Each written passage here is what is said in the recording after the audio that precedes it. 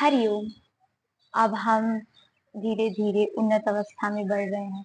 जितने भी सरल आसन थे, वो सारे धीरे-धीरे अब कम हो रहे हैं। वो अब प्रगत अवस्था में होने वाले हैं। मतलब अब हमारा लेवल थोड़ा-थोड़ा धीरे-धीरे ऊपर हो रहा है।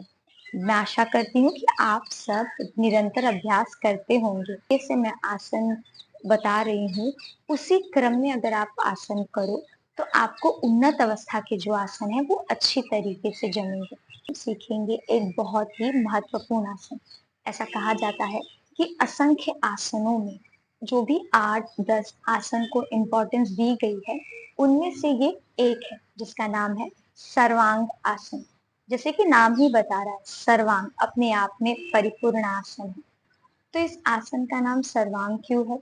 क्योंकि इसमें हमारे शरीर की जितनी भी लाभकारी ग्रंथियां हैं, उसकी कार्य क्षमता में वृद्धि होती है।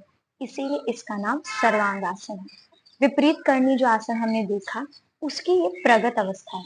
हम कह सकते हैं विपरीत करनी सर्वांग आसन की पूर्व तैयारी है। तो अगर हम विपरीत करनी अच्छे से करें, तो हमें सर्वांग आसन बहुत ही अच्छे से जमने लगेगा। कालावधि की बात करूं, तो पहले तो हम इसे दो, अगर आप विपरीत करनी अच्छे से कर लो, तभी आपको सर्वांग आसन करना है। तो अगर आप विपरीत विपरीत करनी 2 मिनट तक टिका पाए, तो सर्वांग आसन आप पहले तो शुरू में से 10 सेकंड तक करें और आवर्तन करें। मतलब 1 बार, 2 बार, 3 बार इस तरीके से प्रैक्टिस करें। 5 सेकंड, 10 सेकंड आप होल्ड करने की। आप फिर अगर आपको आसन जमने लगे, आप 5 सेकंड, 10 सेकंड तक टिका पाए उस आसन को, फिर आप धीरे-धीरे उसकी कालावधि बढ़ा के 3 मिनट से 5 मिनट तक भी कर सकते हैं। आसन की जो स्थिति है, वो है शयन स्थिति। शयन स्थिति में हम इसे 3 अंकों में लेते हैं और 3 अंकों में ही छोड़ते हैं। अब मैं बात करूँ इसमें शरीर पे हमारे क्या प्रभाव पड़ता है। हमारी गर्दन के अलावा हमारा सारा शरीर हवा में होता है। समकोण, गर्दन सिर्फ जमीन पे होने के कारण और सारा शरीर हवा में होने के कारण जमीन से वो समकोण की स्थिति में दिखता है। सिर्फ गर्दन का ये पार्ट जमीन पे होता है और पूरा का पूरा शरीर हवा में होता है। इस तरीके से हमारी स्थिति दिखाई देती है। तो उसमें हमारे ब्लड सर्कुलेशन अच्छा होता है। विपरीत करने के तो सारे लाभ इस आसन में मिलते हैं। एक बहुत ही महत्वपूर्ण बात यह है कि सर्वांग आसन करते वक्त हमारा जालंधर बंद बंद होता है। अब जालंधर बंद क्या है? तो जब हम जमीन से सिर्फ हमारी गर्दन जमीन पे होती है, बाकी पूरा शरीर ऊपर होता है, तो अपने आप ही हमारा जो चिन्ह है, वो हमारे सीने में, हमारे चेस्ट पे धस जाता है, जिसके कारण हमारी जो अधर बंद बंद होने के कारण थायराइड्स और जो पिट्यूटरी ग्रंथियां हैं, उस पर बहुत ही अच्छा प्रभाव पड़ता है। हमारे ब्लड सर्कुलेशन अच्छी होती है। BH बंध, बंद नहीं, बंध। तो जालंधर बंद होने के कारण हमारी थायराइड्स और पिट्यूटरी ग्रंथियों पर बहुत ही अच्छा तनाव और बहुत ही अच्छा प्रभाव पड़ता है, जिससे हमारे शरीर की जितनी भी लाभकारी ग्रंथियां हैं, उनकी कार्य क्षमता में वृद्धि होती है। मनुष्य शरीर में जो पिट्यूटरी और थायराइड ग्रंथियां हैं, उसी के कारण इंसान रोग मुक्त है या फिर अच्छे से चल रहा है, उसी पर निर्भर करता है। फिर यह आसन किसे नहीं करना चाहिए?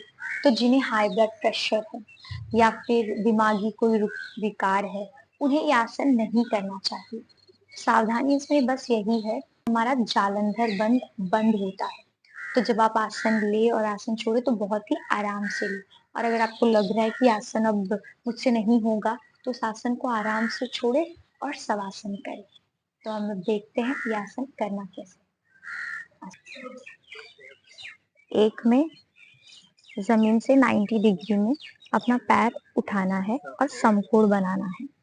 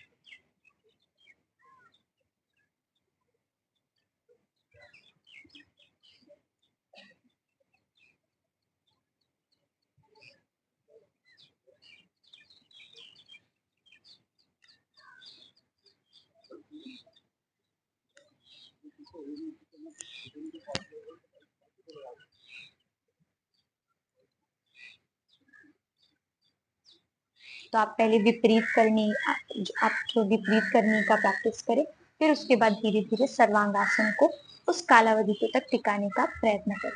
सर्वांगासन अभी हमने देखा जिस तरीके से, तो सर्वांगासन करते वक़्त और छोड़ते वक़्त 2 बातों का बहुत ही महत्वपूर्ण ध्यान दें कि आप जब भी आसन ले रहे हो, तो बहुत ही आराम से लें।